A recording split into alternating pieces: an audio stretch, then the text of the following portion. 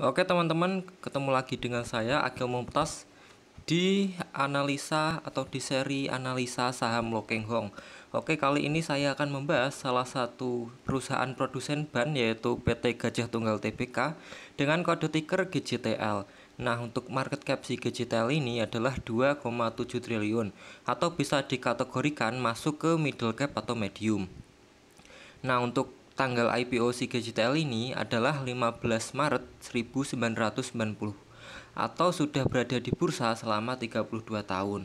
Selanjutnya kita akan membahas tentang profil perusahaan.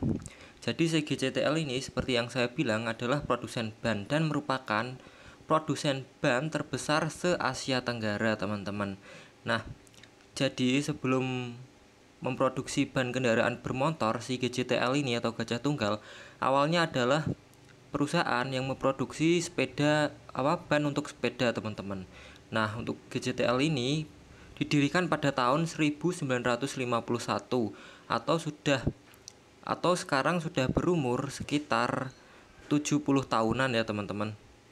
Nah, bisa kita lihat bersama di sini adalah struktur pemegang saham dari GJTL dan mayoritas sahamnya dipegang oleh Denhan Pte dengan kepemilikan yaitu 49%.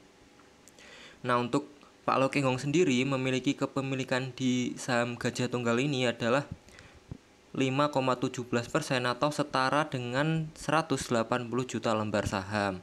Langsung saja kita masuk ke produk dari Gajah Tunggal.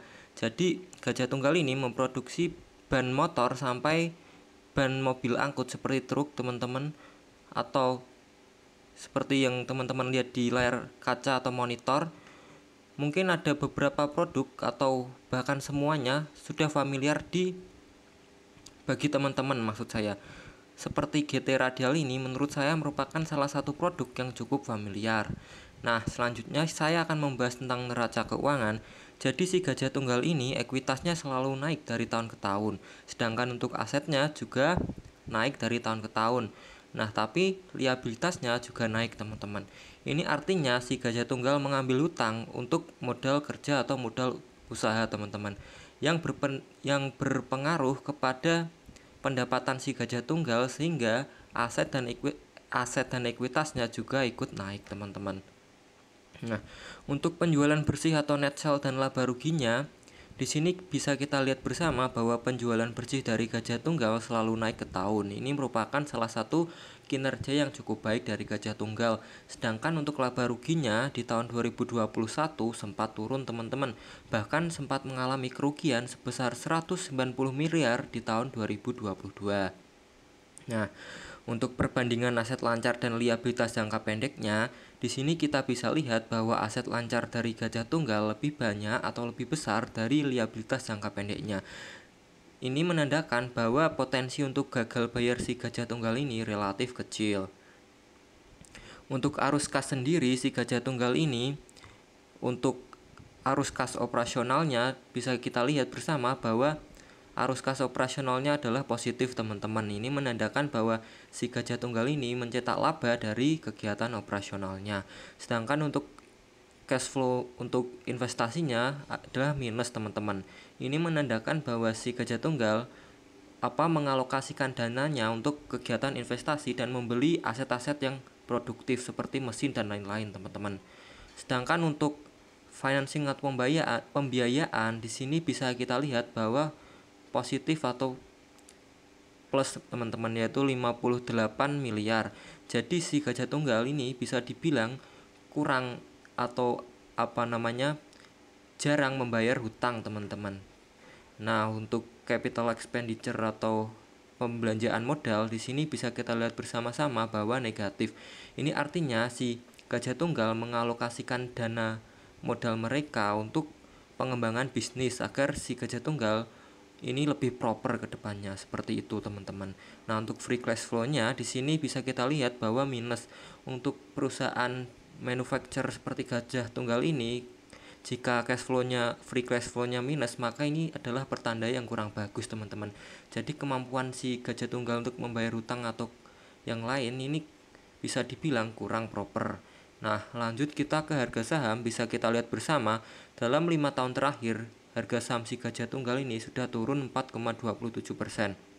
Nah, setelah saya menghitung menggunakan rumus Benjamin Graham Price, harga wajar dari si gajah tunggal ini sebenarnya adalah Rp3.818 per lembar saham.